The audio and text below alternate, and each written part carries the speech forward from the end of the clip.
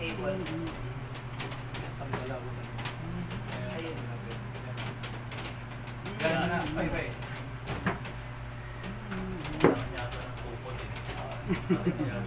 Kailangan kayata ni Aaron tsaka ni Okay, watch out. This is a powerful reminder for every believer nowadays. Yan, sa may mga dalang Bible, please open your Bible. 2 Peter chapter 2. So, basahin po natin dito sa Tagalog, buong chapter po. Tayo po'y tumayo para sa pagbabasa ng ating banal na aklat. Yung mga wala po ay makinig na lamang po. 2 Peter 2 Peter chapter 2, verse 1 to 22. Say amen kung okay na po. Amen. Ayan, purihin ng Panginoon. Verse 1, nung una may mga huwad na propetang lumitaw sa Israel. Gayon din naman may darating sa gitna ninyo na mga huwad na guro. Lihim silang magtuturo ng mga maling aral na ang dulot ay kapahamakan. Pati ang Panginoong tumubo sa kanila ay kanilang itatakwil, kaya't di magtatagal at sila ay mapapahamak. At marami silang mahihikayat na sumunod sa kanilang kahalayan, at dahil dito, pati ang daan ng katotohanan ay malalapastangan. Sa kanilang kasakiman, lilinlangin nila kayo sa pamamagitan ng kanilang aral na katang-isip lamang. Makatagal nang nakahanda ang hatol sa kanila at ang pubuksa sa kanila ay hindi natutulog. Hindi pinatawad ng Diyos ang mga anghel na nagkasala. Sila'y tinapon sa impyerno kung saan sila'y iginapo sa kadiliman upang doon hintayin ang araw ng paghuhukom. Dahil sa kasalanan ng tao noong unang panahon, ginunaw ng Diyos ang daigdig sa pamamagitan ng baha. Wala siyang iniligtas maliban kay Noah na nangaral tungkol sa matuwid na pamumuhay at ang 7 niyang kasama. Sinumpa at tinupok ng Diyos ang mga lungsod ng Sodoma at Gomora upang maging babala sa masasama tungkol sa kanilang kasasapitan.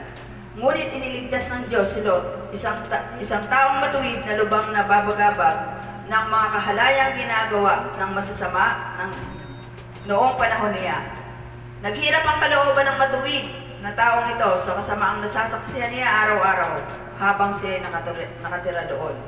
Kaya alam ng Panginoon kung paano ililigtas mula sa mga pagsubok ang mga tapat sa Kanya at kung paano paparusahan ang masasama hanggang sa araw na sila'y hatulan. Lalo na ang sumusunod sa mahahalay na pagnanasa ng katawan at iyan ay kumikilala sa may kapangyarihan. Pangaas at mapagmataas ang mga huwad na gurong ito. Wala silang pakundangan sa mga tagalangit at salip ay nilalapastangan pa nila ang mga ito. Samantalang ang mga anghel na higit na malakas at makapangyarihan ay hindi gumamit ng panlalait sa kanilang pagharap sa Panginoon ng sakdal laban sa mga ito. Ang mga taong ito ay parang hayop na walang isip at ipinanganak upang hulihin at patayin. Kinakalaban nila ang mga bagay na hindi nila nauunawaan, kaya't papatayin din sila tulad ng mailap na hayop. Pahihirapan sila gaya ng pagpapahirap nila sa iba. Kaligayahan nila ang hayagang magbigay kasiyahan sa kanilang pagnanasa. Dumadalo pa naman sila sa inyong salo-salo. Ngunit kahiyahiya at kasiraang puri ang kanilang ginawa. Ikinatutuwa nilang kayo'y kanilang nalilinlang. Wala silang hinahanap kundi ang pagkakataong makiapid. Wala silang sawa sa paggawa ng kasalanan. Itinutulak pa nila sa pagkakasalang mahihina. Sila'y mga sakim at sila'y sinumpa. Lumihis sila sa matuwid na landas at naligaw. Tinularan nila si Balaam, anak ni Beor, na nagpahalaga sa salapi kapalit ang paggawa niya ng masama. Dahil sa kanyang kasalanan, siya sinumbatan ng kanyang asno at nagsalitang parang tao upang siya isawayin sa kanyang kabaliwan. Ang katulad ng mga huwad na gurong ito ay ang mga batis na walang tubig at ulap na itinataboy ng malakas na hangin. Inilaanan ng Diyos para sa kanila ang napakalalim at napakadilim na lugar. Sa pamamagitan ng mayayabang na panalita na panay kahangalan lamang, ginagamit nila ang pagnanasa ng laman upang maakit sa kahalayan ang mga nagsisimula pa lamang lumayo sa mga taong namumuhay ng may kalikuan. Ipinangako nila ang kahalayan, subalit sila mismo ay ilipin ang kasamaan, sapagkat ang tao ay ilipin ang anumang dumadaig sa kanya. Sapagkat kung nakatakas na sa kanamaan ang sanlibutan ng mga taong kumilala kay Jesucristo na Panginoon at tagapagligtas, ngunit muli silang maakit sa dating masamang gawain at tuluyang mahulog dito, ang magiging kalagayan nila ay masahol pa sa dati. Mabuti pang hindi na nila nalaman ang daang matuwid, kaysa pagkatapos malaman ang banal na utos na itinuro sa kanila, ay tinalagkuran nila ito. Ang nangyari sa kanila ay pagpapatunay na totoo ang mga kasabihang, ang aso pagkatapos sumuka ay muling kinakain ng niluwa na, at ang baboy na pinaliguan ay bumabalik sa putigan. Panginoon, pagpalain niyo po ang iyong mga salita, Panginoon. At muli, Panginoon, pagdaluyin niyo po ang iyong banal na Espiritu sa puso ng bawat tao. Nawa ang mensaheng ito, Panginoon, ay iukit mo sa aming mga laman, sa aming mga buto, sa aming mga dugo, ay dumali ito, Panginoon. Na ito nga po, Panginoon, ay napaka-importanting mensahe na ito para sa aming lahat. Habang kami ay naghihintay sa iyong pagdating, Panginoon, patatagin niyo po kami sa aming pananampalataya. Amen. At nawa kami ay hindi malingat sa iyong salita, Panginoon. Amen. Sa araw na ito, Panginoon, sa mga oras na ito, Panginoon, puspusin niyo po ng banal na Espiritu ang bawat isa, Panginoon. At Yes, itago niyo Lord. po ang iyong abang lingkod sa iyong likuran upang ikay mapapurihan. Amen. Ang kapurihan niyo po, ang kalooban niyo po, ang masunod, Panginoon. Yes, Jesus' Lord. name. Maraming pong salamat. In Jesus' name. Amen. Ayan. Maraming salamat po. At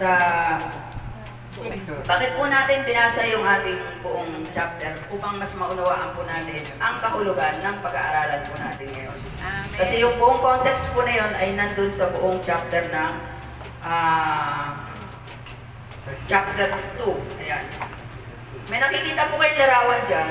Identify niyo po ba kung ano kung alin ang original at ang imitation? Parehong Mahirap, maganda. diba? Kala ko yan ang ipamimigay mamaya.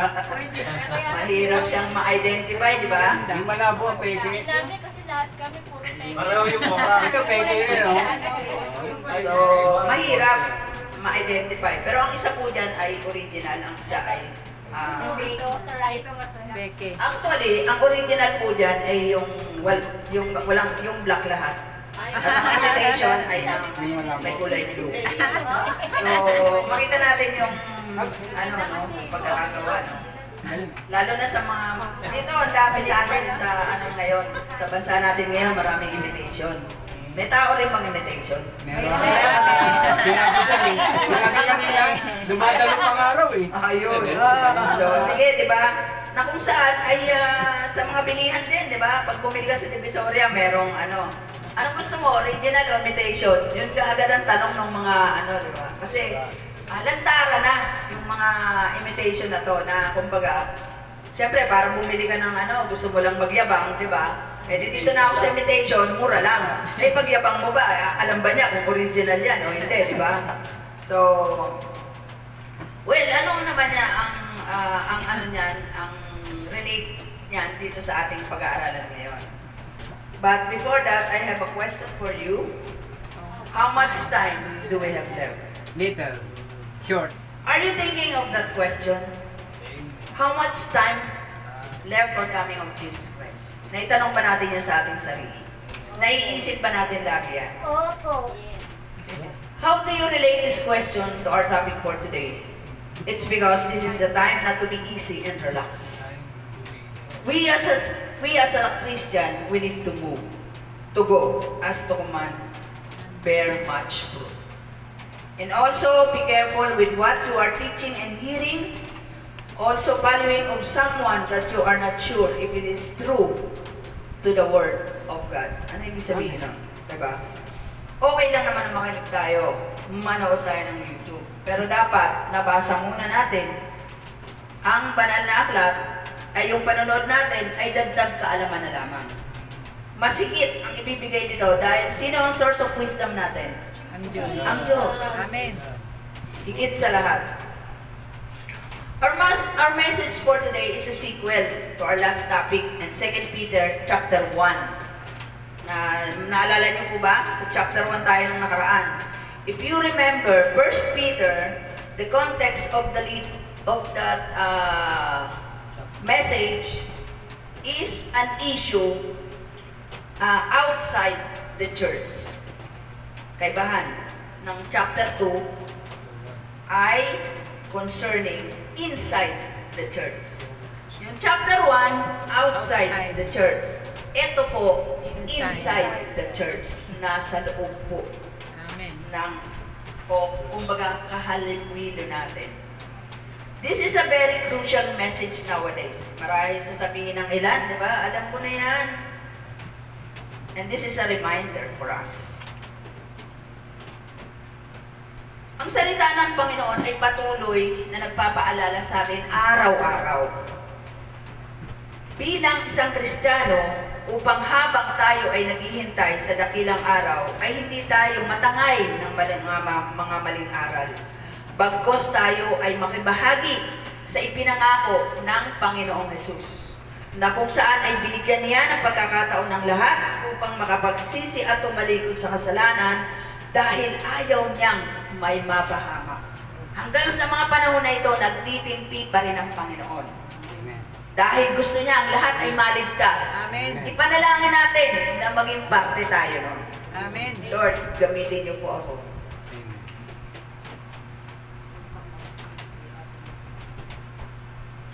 Ayan.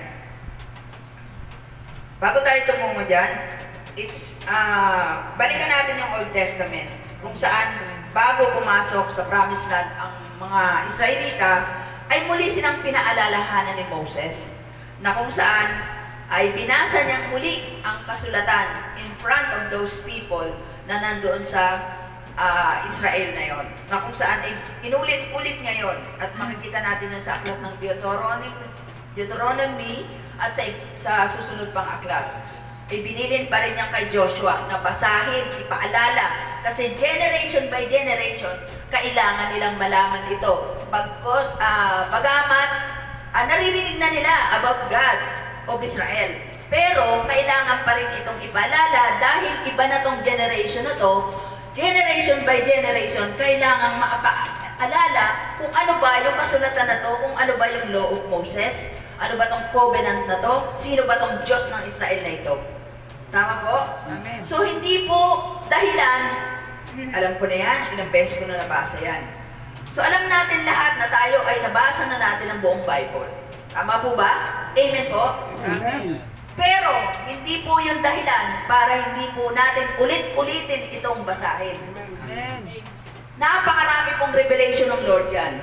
Maari ang revelation sa iyo ay iba, sa akin ay iba, na meron ako kailangang sagutin ng Panginoon. Pero nung nagbasa ako, praise God, sinagot ito ng Panginoon. Amen. Sa pamamagitan ng pagbabasa ko nito. So, hindi po nalilimitahan ang revelation ng Lord sa atin. Sa pakikipagrelasyon natin sa Panginoon, sa pakikipag-usap natin sa Panginoon, through Scripture, through prayer. At ito po, may mga nagtuturo naman na ayon sa kasulatan. Alam natin yan, di ba? Pero taliwas pa din sa katotohanan na kung saan ay pinapaling nila ang tama sa mali.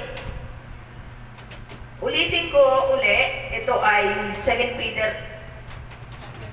inside the church. So, nasa loob siya. Yan ang malungkot na katotohanan na kung saan so-called Christian ang gumagawa nito. Nakapasok siya sa hanay natin. Alam naman natin yon kung sino. Hindi ko napapangalanan ang mga so-called Christian na yon. Bantog na bantog. Diba po? Na kung saan dagok yan sa isang Kristyanismo. Sa Kristyanismo. Bakit po? They claiming Christian. They claiming they are follower of Christ. But, nag-fail sila. Nasa mali po silang direksyon. Pakitulungan po si Nanay Charing.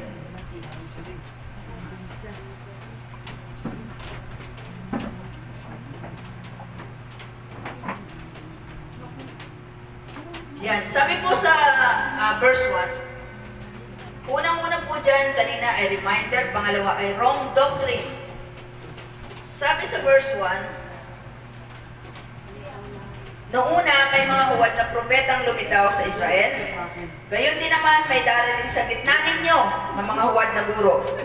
Lihim silang magtuturo ng mga maling aral na ang dulot ay kapahamakan. Pati ang Panginoong tumubo sa kanila ay kanilang tatakuin. Kaya di magtatagal at sila'y mapapangako.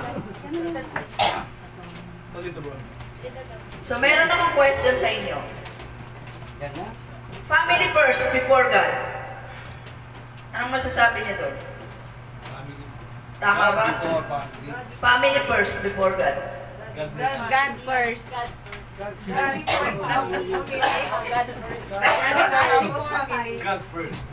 Praise God. first. Pero alam niyo po ba kung kanina ko narinig to? Isa itong pastor. Ito yung tinuturo niya sa simbahan niya. Family first. Family first before God. Ano sabi ni Jesus? If you want to follow me, deny yourself. Lahat ng mga apostle niya, di ba, iniwan ang kanilang pamilya at sumama kay Jesus. At, siyempre, kung tayo ay nasa Panginoon, ang Panginoon naman ang bahala na sa pamilya natin. Tama po? Amen. Isang sample lang po ito ng wrong doctrine. Wrong doctrine. Sabi nga dito, nung una, may mga huwad na rin propeta.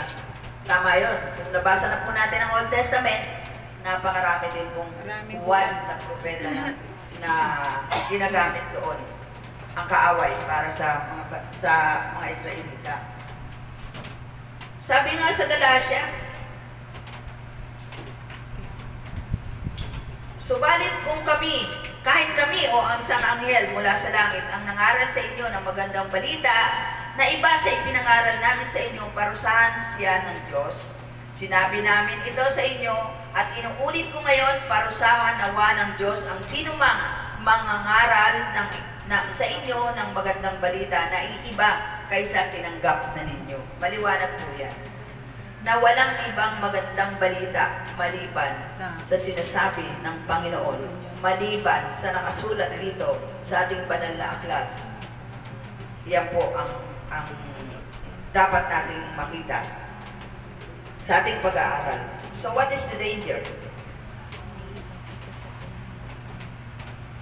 Sabi sa verse 3, sa kanilang kasakiman, nililinlang nila kayo sa pamamagitan ng kanilang matatamis na salita. Pansinin natin dito na sila'y gumagamit ng matamis na panalita na kung saan upang makapanlinlang. Magaling sa manalita yan. Kabisado ang Bible. Magaling mag-encourage, di ba? So, ganun sila eh. Ganun sila ka-furious. Ganun ang kaaway. E tayo kayang mga Christian. Ganun din ba tayo ka-furious? Upang ipalaganap ang salita ng Panginoon, upang matalo natin ang kaaway. Kung gaano kasipag ang kaaway, dapat ganun din po tayo. Amen. Sabi nga, marami ang magpapanggap na propeta at ililigaw ang mga tao. Pansinin natin to. Bakit sabi ko, relate ito ngayong panahon na ito? Napapanahon pa rin ito. Even though Christmas ngayon, but this is end of days. Walang makakasabi kung anong oras darating ang Panginoon. Walang nakakaalam, maliban sa Ama. Pero itong sign na to, this is the end times. At yan, isa yan sa tinutukoy sa Matthew na kung saan darating ang maraming magpapanggap na propeta, ililigaw ang mga tao. At nangyayari na po yan.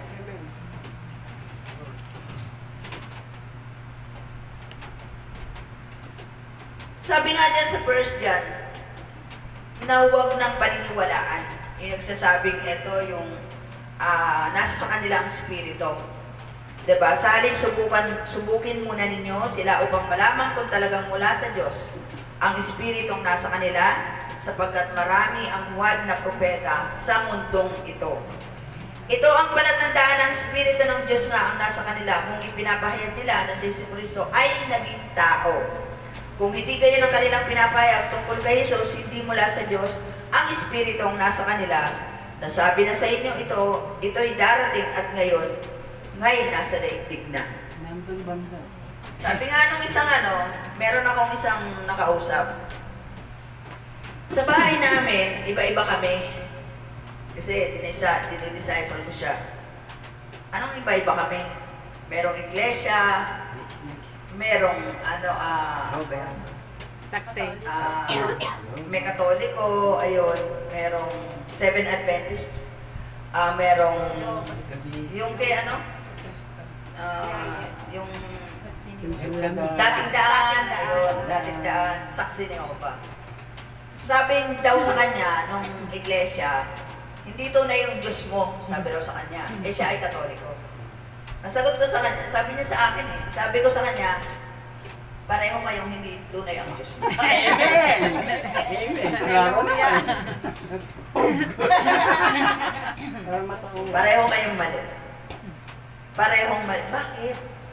Sabi ko, pinaliwanag ko po sa kanya kung kung sino ang tunay na Diyos.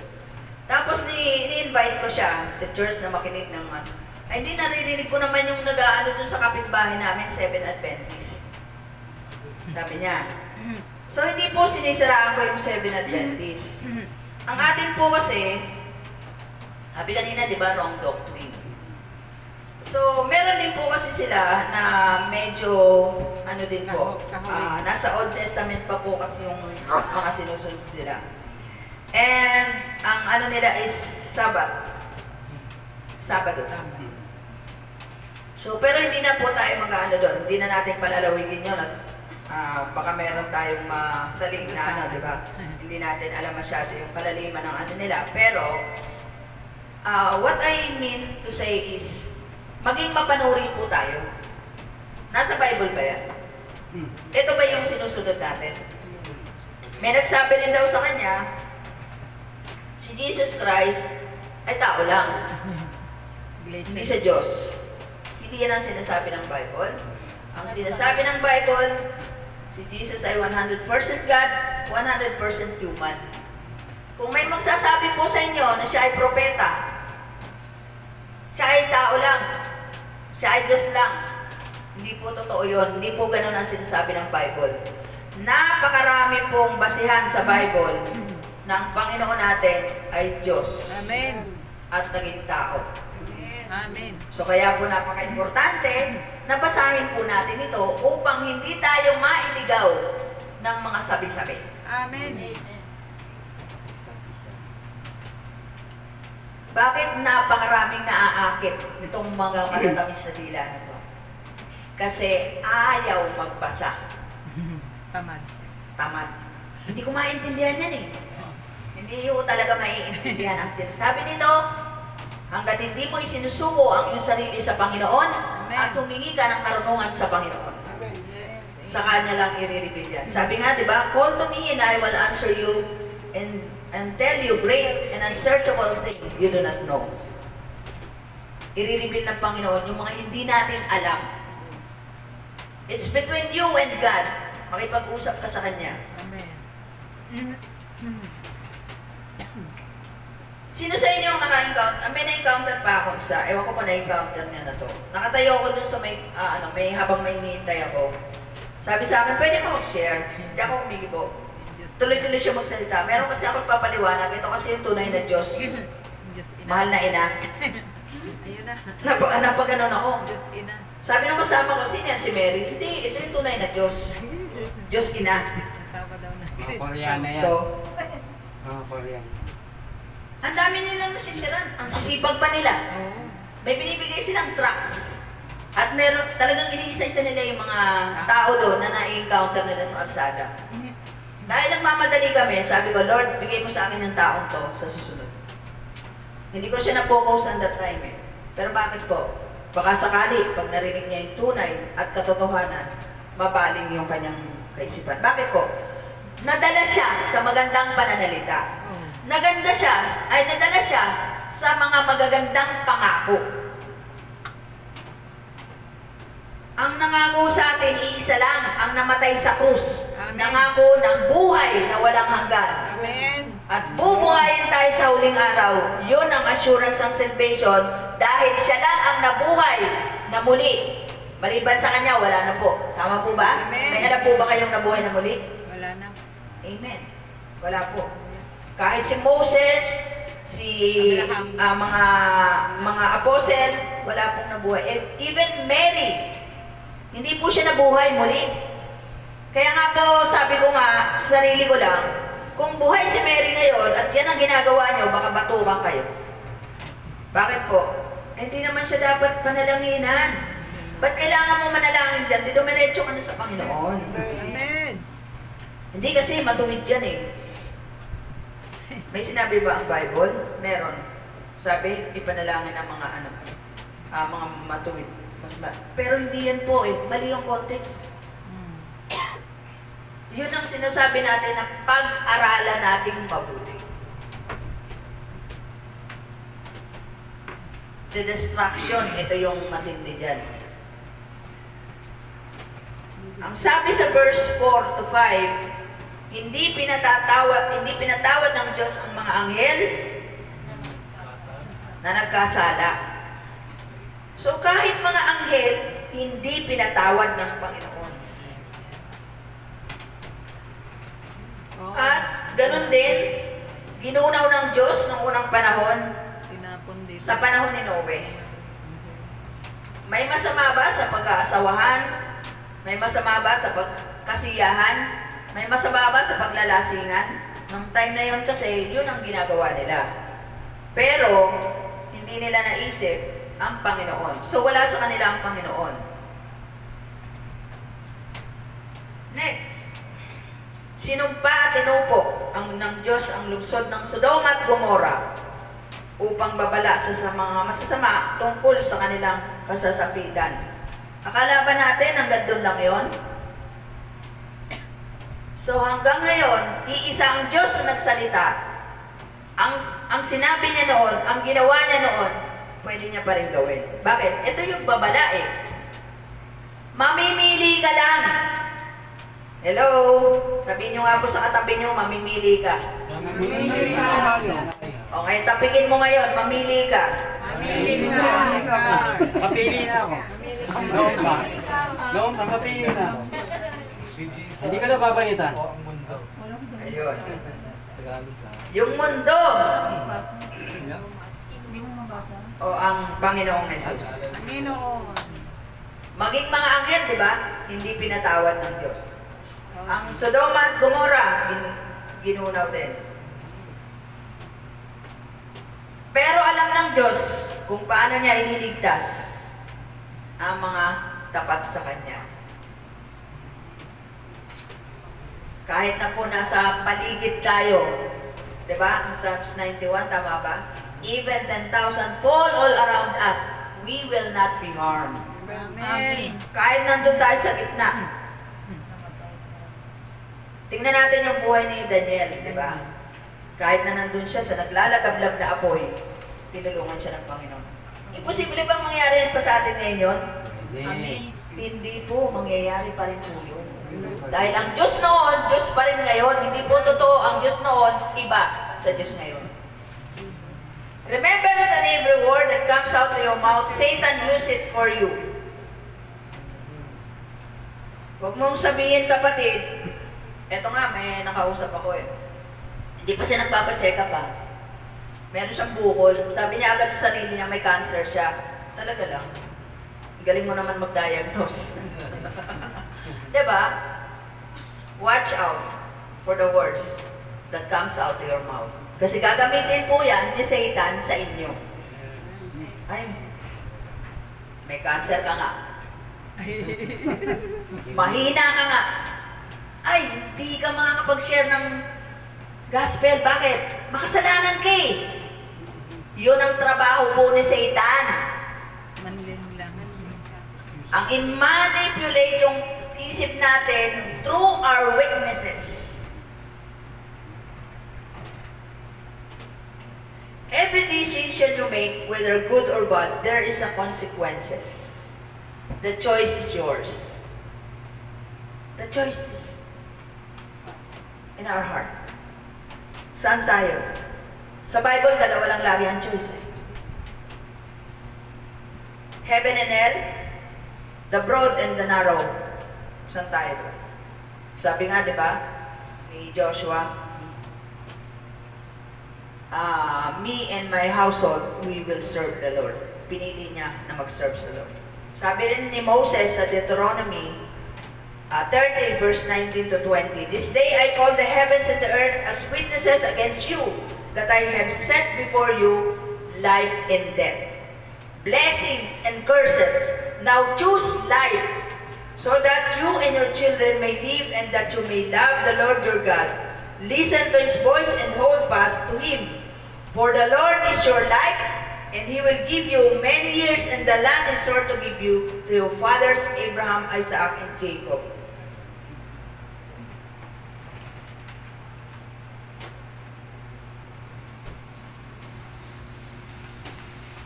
Ang bawat po desisyon at action na gagawin natin ay ipanalangin po natin. Minsan nga kahit pinapanalangin mo na, nagkakaroon din pa din ng aberya eh. Tama po? Kasi nga si Satan is working very hard. Gusto niya madismaya ka. At kapag nalungkot ka na, nasiraan ka na ng loob, unti-unti ka na niyang manipulahin at sasaksakan ang iyong kaisipan ng puro negatibo. All we have to do is to trust the living God. Kahit sa mga maling desisyon natin, ibigay na lamang natin ito sa Panginoon. Amen.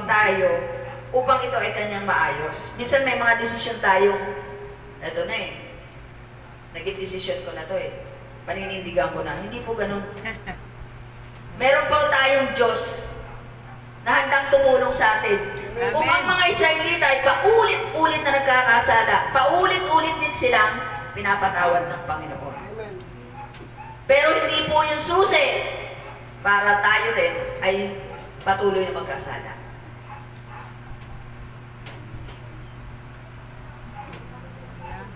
Now, how do we respond in this matter? Be diligent. Amen. Sabi nga ni Paul kay Timothy, sikapin mo maging kalugod-lugod sa paningin ng Diyos, isang manggagawang walang dapat ikahiya at tama ang paggamit sa salita ng Panginoon, ng katotohanan. Tama ang paggamit sa salita ng katotohanan. Amen. Maging masipag tayong sumunod sa anumang ipinagagawa sa atin ng Panginoon. Ang pagsunod sa Kanyang kalooban, hindi po sa pamamagitan ng ating kakayanan o ng ating kaisipan. Hindi po tayo magaling, hindi po tayo matalino, wala pong ganon. Ang Diyos po lahat na nagbigay niyan sa atin. Amen. Utang po natin sa Diyos yan. Kung bakit nandyan ka, kung bakit nakapasa ka, kung bakit nag-aaral ka, kung bakit mayaman ka, kung bakit nandyan ka sa kalagayan mo ngayon, ang Diyos ang may kinalaman dyan. Whether good or bad, thanks Him, praise Him. Amen. Why? Lord. Because God is in control Amen. over this world. He is in control over our life. He is the sovereign God Amen. na lumikha sa atin. When you share the gospel, always remember that always ask the Lord's wisdom and knowledge. Not our own understanding, but in the Lord through the Holy Spirit. Next, loving God. Jesus promises the Holy Spirit, "If you love me, keep my commands." The most important commandment in the world is to love God. Kaya hanggang ngayon, nandito tayo dahil sa pag-ibig ng Panginoon sa atin, ibinigay niya ang kanyang bugtong na anak Amen. upang tayo ay maligtas at magkaroon tayo ng buhay na walang hanggan. John 3:16. Dahil kung hindi nangyari yon, lahat po tayo papunta ng impyerno. Wala pong saysay ang pag-aaral natin ng Bible. Wala pong saysay ang pagsasamba natin. Wala pong saysay ang lahat ng yan. Kung walang nagpakasakit sa krus, namatay, inilibing, at muling nabuhay, at sa huling araw ay darating siya upang ang lahat ng sumasampalataya sa Kanya ay makasama niya sa Kanyang kaluwalhatian. Palakpakan natin ang Panginoon. Kung sinasabi natin mahal natin ang Panginoon, pero di naman natin alintana, ano ba ang inuutos sa atin ng Panginoon? Then how come that you love the Lord your God? Last time, sabi natin sa ating topic, obedience to God is the highest form of worship. And that is our responsibility as a follower of Christ to obey His command. Amen. Diba? Meron nga sinasabi, mabuti naman yung ginagawa ko. Wala akong natatapakang tao. Alam kong nalulugod dito sa Panginoon. Talaga. Mahal ko ang Panginoon. Lagi kaya akong nagsisimba. Lagi akong namumumanyon. Lagi akong umaattend ng fellowship at Bible study. Meron akong kwento. Pero bago yan, tapikin niyo muna yung mga kasama niyo para lahat makarinig ng kwento. Amazing yung mga natutulog. Walang tulog. Magigising ko. Hallelujah. Itong kwentong to, patungkol sa isang estudyante. Sayang yung kwento eh. Oo nga. Meron isang activity na dapat ipasa at kung sino ang makagawa ng tumpak doon sa subject or topic na ibinigay sa kanila ay makakakuha ng award at makakasama sa national event na gagawin. So lahat ng pwede niya gawin, effort po yan, ay ibinigay niya sa project na ito. So dito sa isang estudyante na to. Ay, ito pala. Paki-stop na. Then, nung araw ng basahan, sa taas. Thank you po. Thank you. Then, nung araw ng basahan ng teacher deciding who will be qualified on the event on national representative, eto na. So, daming nagandahan sa ginawa niya. Madami ang humanga, talagang wow, nagpalakpakan pa. Pero nung nagpilian na, hindi siya napili. Ayun. And then after the class, he asked his teacher nila, "Ma'am, bakit po hindi ako ang napili niyo? Pinagpuyatan ko yan. Ilang gabi, ibinuhos ko po yung buong oras ko, talino sa paggawa niyan." Sagot ng teacher, "Maganda talaga ang gawa mo. Di matatawaran ang kakayanan mo sa bagay na yan." Eh, ma'am, bakit ganun? Teacher, kasi hindi naman yan ang tema ng project. Iba ang tema na ginawa mo, di ito naka-align sa team natin. Kaya hindi pwede kitang isama sa national event. Hindi naka-align sa tema yung ginawa niya. Nag-effort siya, nagpuyat siya, gumastos siya. Pero, hindi naka-align eh. Malayo. So, ang resulta, laking panghihinayang ng estudyante kasi nga dami niyang gastos, puyat at oras, ibinuhos niya doon. Nakuha niyo ba yung senaryo? Amen. Mga kapatid, ganun din ba tayo? Tanungin po natin ang ating sarili. Suriin natin ang ating sarili kung baka kasi sa sobrang effort natin sa mga ginagawa natin, hindi pala yun yung pinapagawa sa atin ng Lord.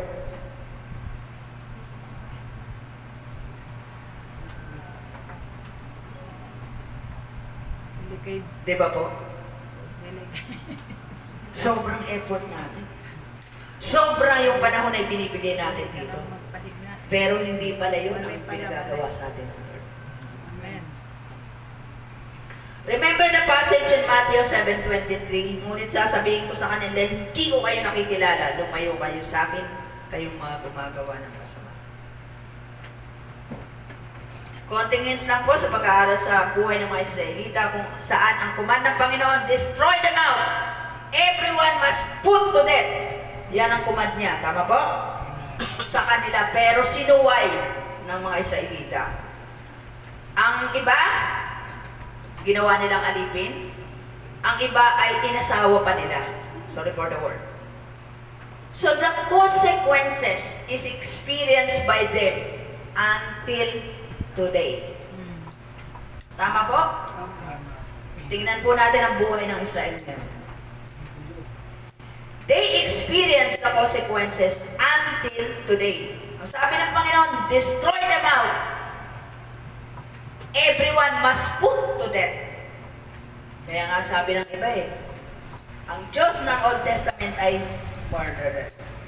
Pero kung pagbubulay-bulayan niyo po ang Old Testament, makikita po ninyo ang sarili ninyo. Makikita nyo po kung gaano tayo kamahal ng Panginoon.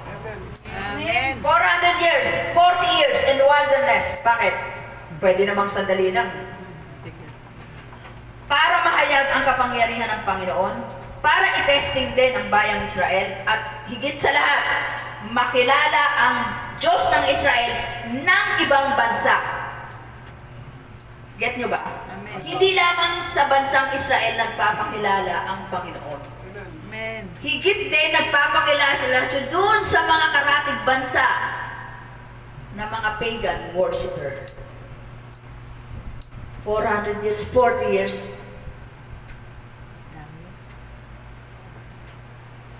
hindi pa rin. Pero merong isa, si Rahab. Rahab is a prostitute na nasa lineage pa. Lineage pa siya ni David, ni King David at ni Jesus Christ. Basahin niyo sa Matthew 1. Si Rahab po ay Edomite, tama po ba, Pastor? Hindi po siya Israelita. Yun ang gusto ng Panginoon. Kung bakit hanggang sa mga panahon na ito, hindi pa rin siya dumarating. Sabi nga niya sa 2 Peter chapter 3 verse 9, yun na lang ang hindi niya tinutupad sa kanyang mga pangako. Kasi ibig niya ang lahat ay maligtas. Amen. Amen. Makakilala.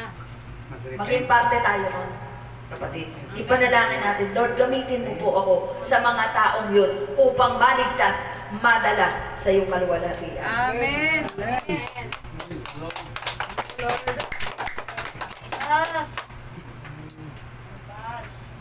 Marami pa yan, pero ito lang tayo sa tatlo. Read and apply.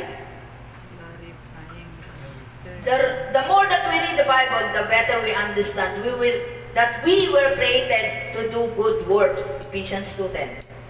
And obey the Lord. And as we mature in our faith, we will come to realization that our time on earth is to be often doing two things. To glorify the Lord and serving others. Amen. Yan dalawang yan. Yan lang. Glorifying God.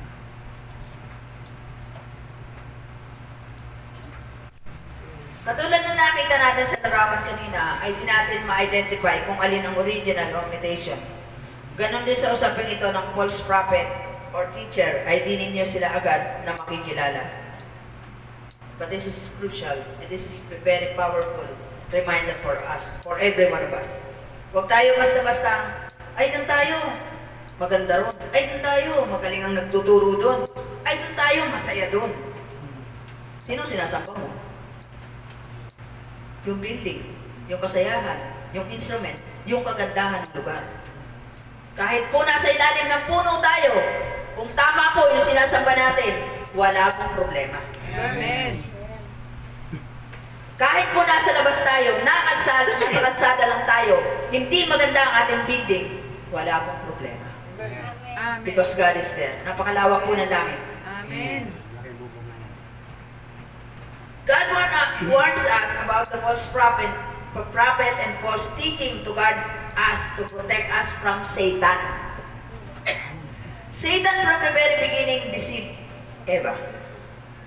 From the day up to this moment, Satan deceived people to be his own position. Gusto nyo? Possession. Iba yung position sa possession. Pag-aari. Gusto nyo? Pag-aari kayo ni Satan? No. Amen. Dati na yun. Na-rescue. You must actively guard against deception. Yun ang gustong ipaunawa sa atin ng banal na aklat nito. Guard your hearts Amen. against deception, immersing yourself in the Word of God. Immerse. Talagang lunurin mo na yung sarili mo. Bakit po? Bakit marami pa rin ngayon ang ayaw sumunod, ang ayaw maniwala? Kasi nga hindi nila nababasa ito. Amen. Hallelujah. Even Christian. Pagod ako eh. Meron akong dapat unahin eh. Saka na lang yan, saka na ako magbabasa. The most important thing to do, kung ikaw ay isang Kristiyano, nagbabasa ka dapat ng Bible. Amen. Amen. Amen. Seek God, the guidance of the Holy Spirit. Discernment is the key. You must be alert and ready at all times. Yan ang sinasabi na sa atin ng Panginoon. Guard your hearts of the truth, not your own, but by the Holy Spirit. Amen.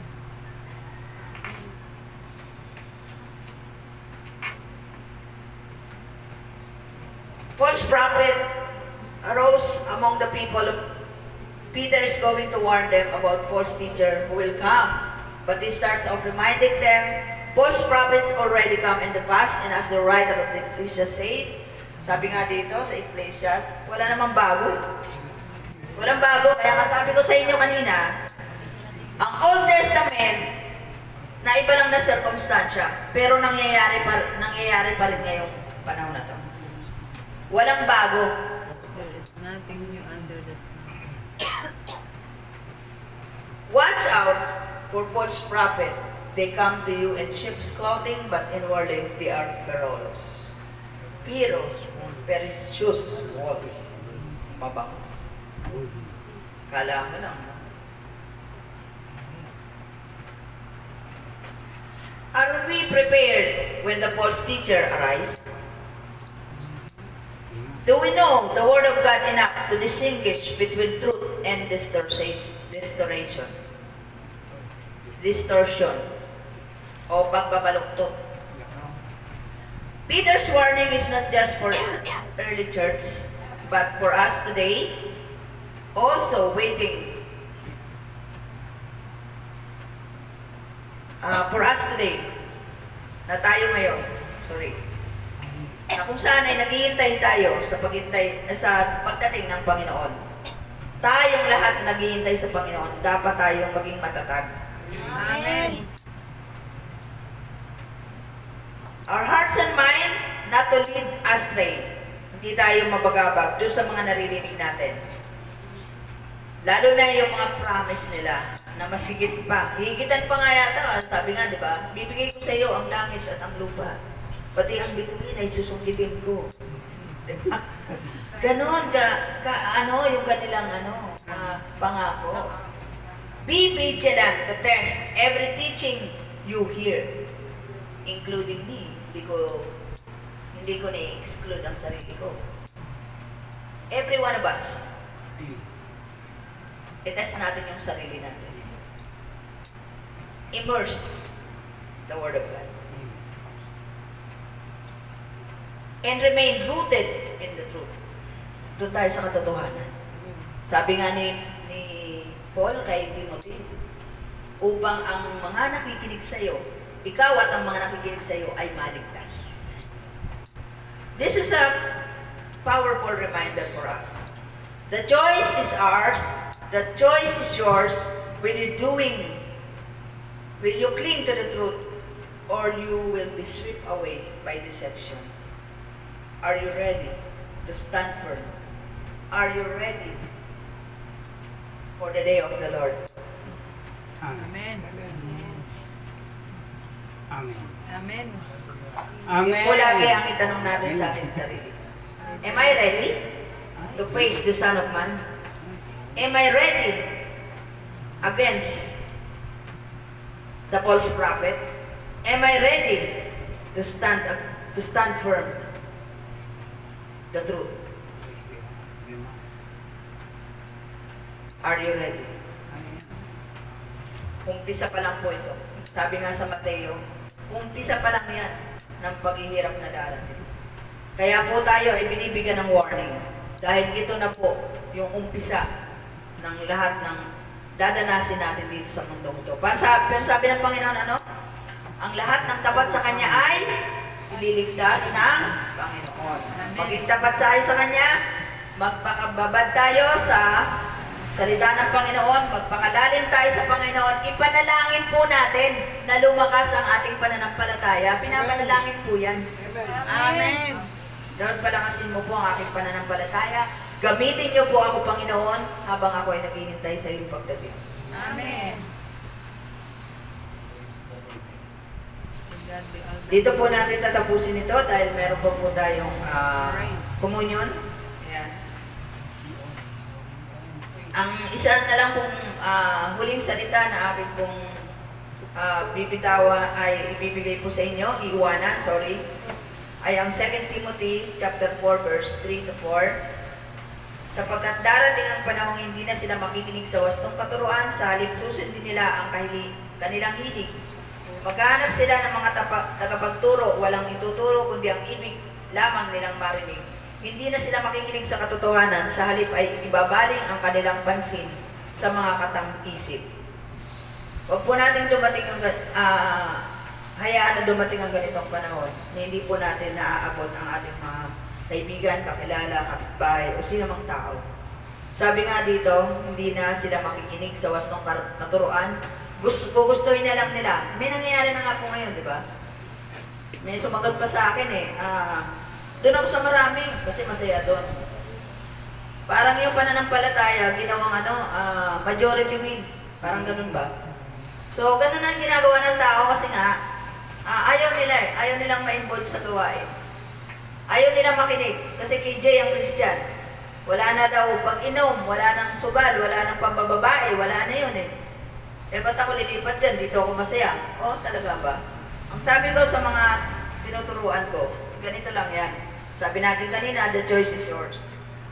Kung naghihirap ka dito sa ibabaw ng mundo, maka-1,000 beses ka maghihirap dun sa impyerno. The choice is yours.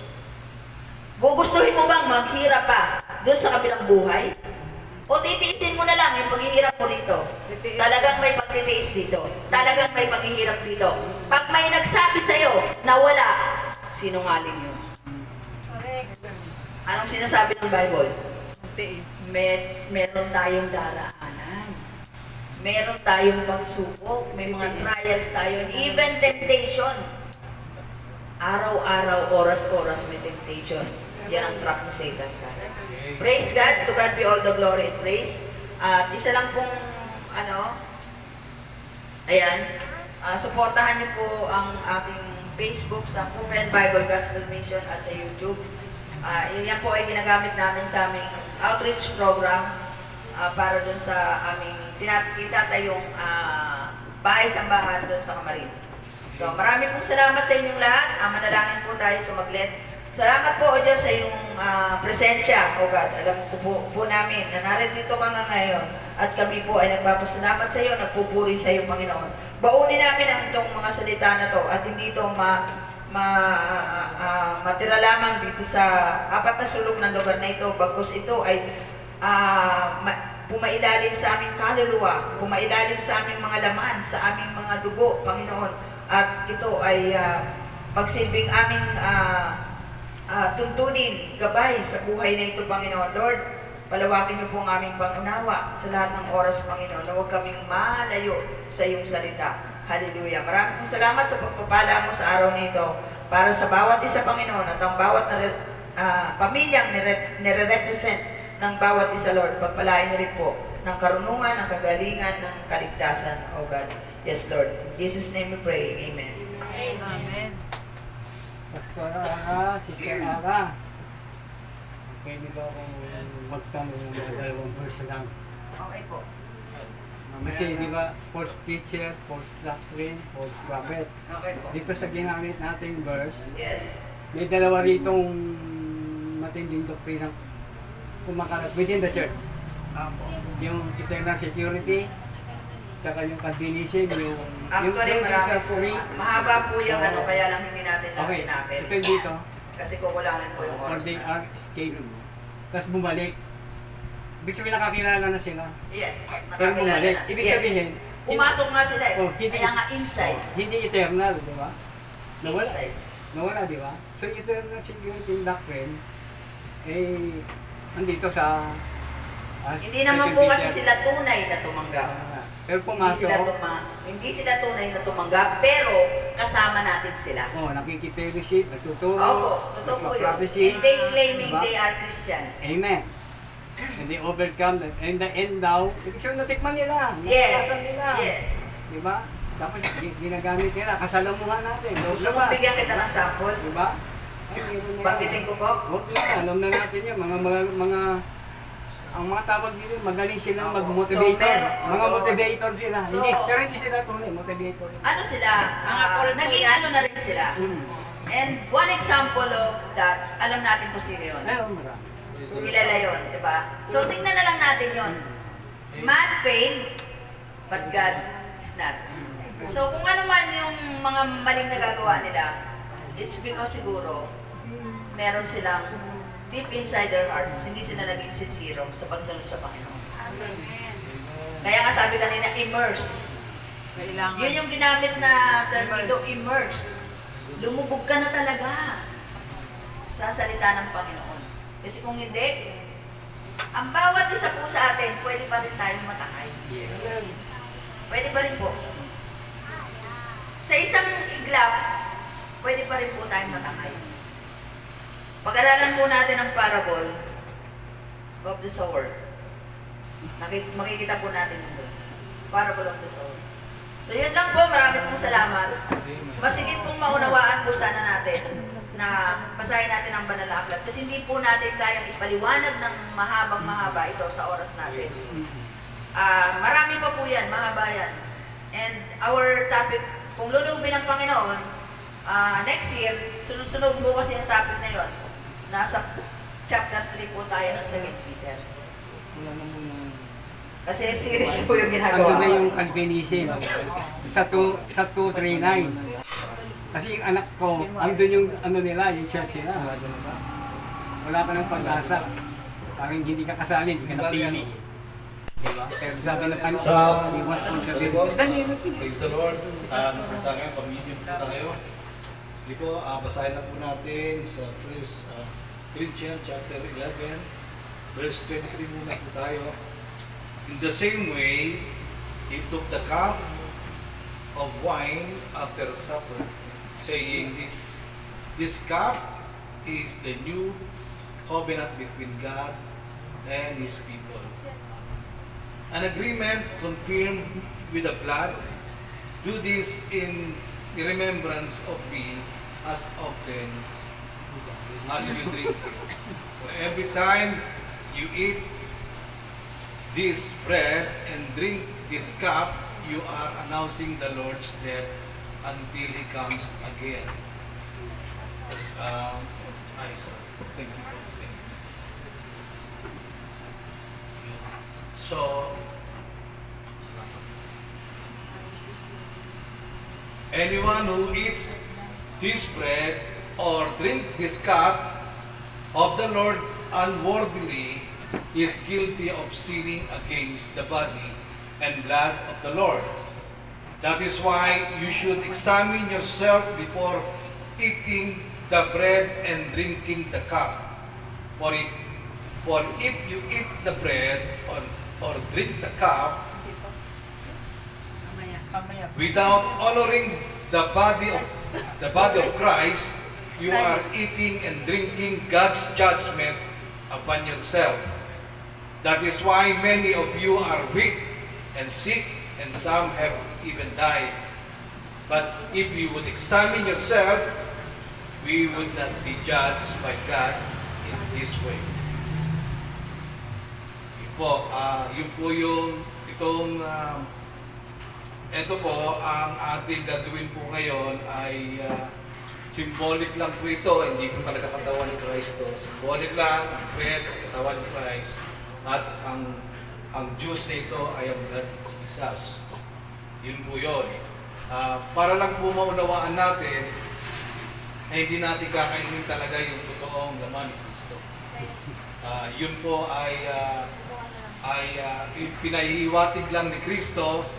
Ang katawan niya ay talagang kailangan mabugbog at magkaroon talaga ng latay, at ang mga dugo niya sa kanyang katawan ay titigis. Yun po yung pinapahayag dito ni Christ, yung kaligtasan natin. Yun po. At titiyakin naman po natin, naiintindihan po natin ang ginawa ni Christ. Amen. Yun po ang kaligtasan po natin. No? Yes. Amen. Pinakita lang ni Christ kung paano niya ginawa ang kaligtasan ng tao. Kaya, pag gagawin natin ito, worthy ka ba para gawin mo ito? Kasi po sa Corinthian po, yung mga tao doon ay ginagawa nilang parang baliwala. Pero namubuhay sila sa pagkakasala. Gawin na natin ito. Ito yung sinabi ng gawin natin ito. Pero sila ay immoral sa harapan ng Panginoon. Ginagawa nila yung mga bagay na hindi gusto ng Panginoon. Pero nagtitake sila ng communion. Biro mo yun, di ba? Kaya sa atin naman po, bigyan natin ng kahalagahan yung ginawa ni Christ. So, ikaw ba, tayo ba, ay karapat-dapat na gawin natin to? Ito yung kaligtasan ni Kristo na ibinahagi niya sa atin, na siya nga ang gumanap dito. Kaya parang symbolically, si Christ ay nabugbog yung katawan, ang tinapay, bago maging tinapay yan, binubugbog pa yan sa masa, binubugbog yan sa masahe, o para paghaluin lang ng gusto ang arena at tubig o gatas. Diba? Ganon katindi yung pinakita ni Christ sa atin. Dapat naman ito, pag gagawin na natin, yung pagkain ito, ay maging karapat-dapat tayo sa harapan ng Panginoon. Sige po, tayo po'y manalangin. O Diyos na makapangyarihan sa lahat. Marami pong salamat sa pagkakataong ito na masunod ka namin, O Diyos, sa communion na ito. Kung kami po ay nakikita po sa amin, Panginoon, ang aming pamumuhay na hindi po naayon sa iyong salita o kalooban, patawarin mo po ako, patawarin mo po kami, O Diyos. Ang mga bagay na laman ang aming puso't isipan na hindi mo kinadulugdan, patawarin mo po kami. Amen. Kami po, O Diyos, ay maging karapat-dapat sa iyong harapan upang gawin ang mga bagay nito. Na kami po ay nagkaroon ng kaligtasan dahil po sa pagpapahirap ng mga taong galit sa iyo, O Diyos. Ikaw po ay pinako at namatay at nabuhay na magpuli. At sa pamamagitan po ng katawang ito, Panginoon Hesus, na nagkaroon ng naranasan ang sugat. Hallelujah, kami po ay pinagaling mo na sa Amen. Salamat po, O Diyos. Sa pamamagitan naman po ng iyong mga dugo na tumigis doon sa krus ng Kalbaryo, kami naman po ay nililis mo na sa amin. Amen. Salamat po, O Diyos, sa benepisyo ng communion na ito, O Diyos. Maraming po salamat. Muli sa iyo po ang papuri. Ito po sa aming sa pangalan ni Jesus. Kainin po natin. Amen.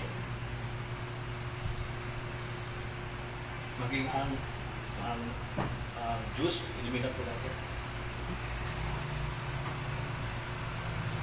Sabihin po natin sa Panginoon, O Diyos, sabihin po natin ito, O Diyos, salamat po, sa kaligtasan na aming po nararanasan ngayon. Sa iyo po ang papuri, na pagsamadalangin, sa pangalan ni Jesus, at natin magsabi po ng Amen! Hallelujah!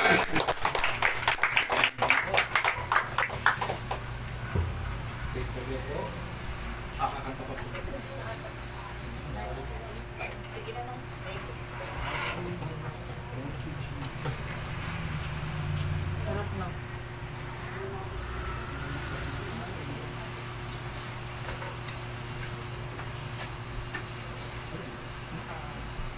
Ayan na.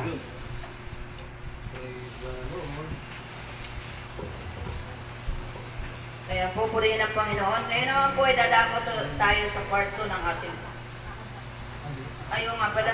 Sorry po kung praise and worship pa po pala tayo. Hindi pa po tayo tapos. Hallelujah. Nawawala na. Excited tayo natin. Thank you. Ano ba yun? Awit na. Nakita po tayo. Yung 345 dyan, magra-rapture na. Pwede ba madali? Baka may iwan. Praise the Lord. Hindi ko makita. Ayun. Yun lang. Sign of the God. Easy. Saturday yun. No? Sign of Ayun. God. Ang Sige po, tayo po aawit na po. Sign of the man. Every way.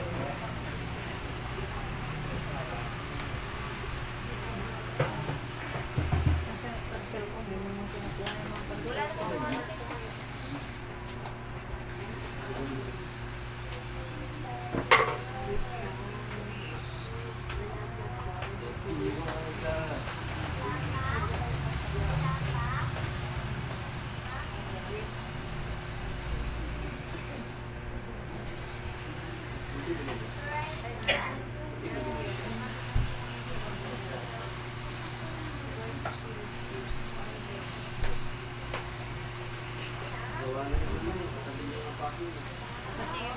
Text niya, balikan.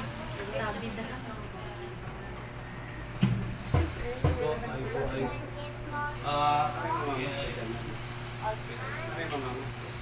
Praise the Lord. Father Roman, po mag-close. Sige pa.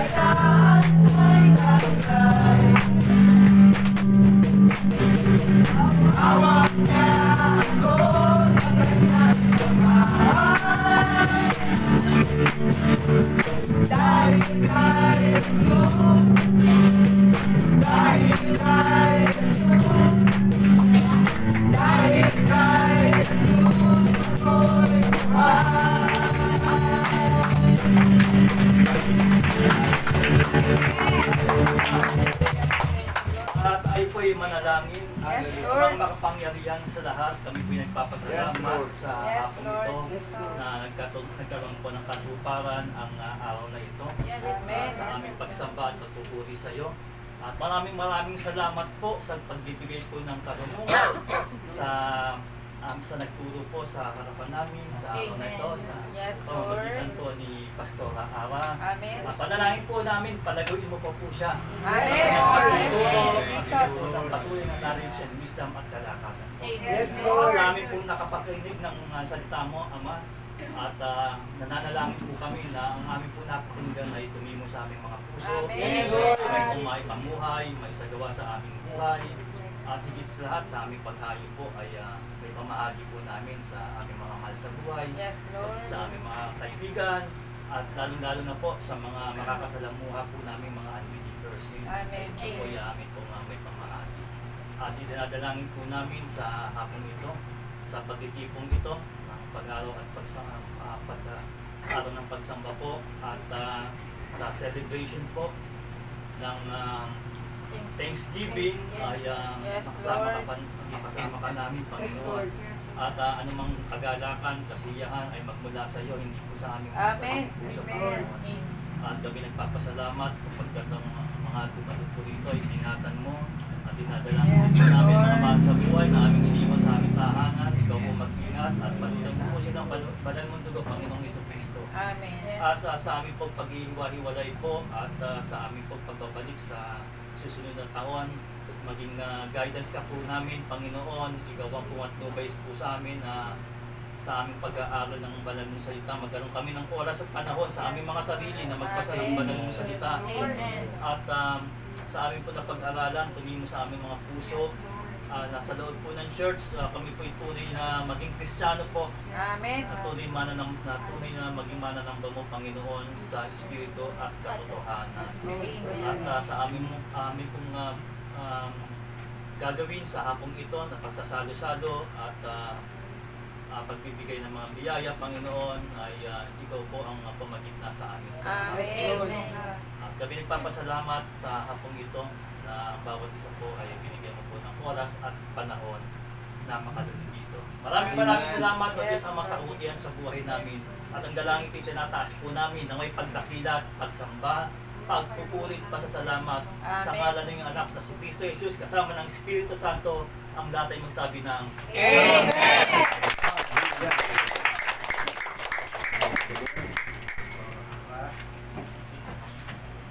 Lahat po ba nakapag-attendance na? Opo. Kasi hindi masasama sa walang kalimutan. Hindi, post-back. Ito ngayon, Post-back, ganyan. Kaya na.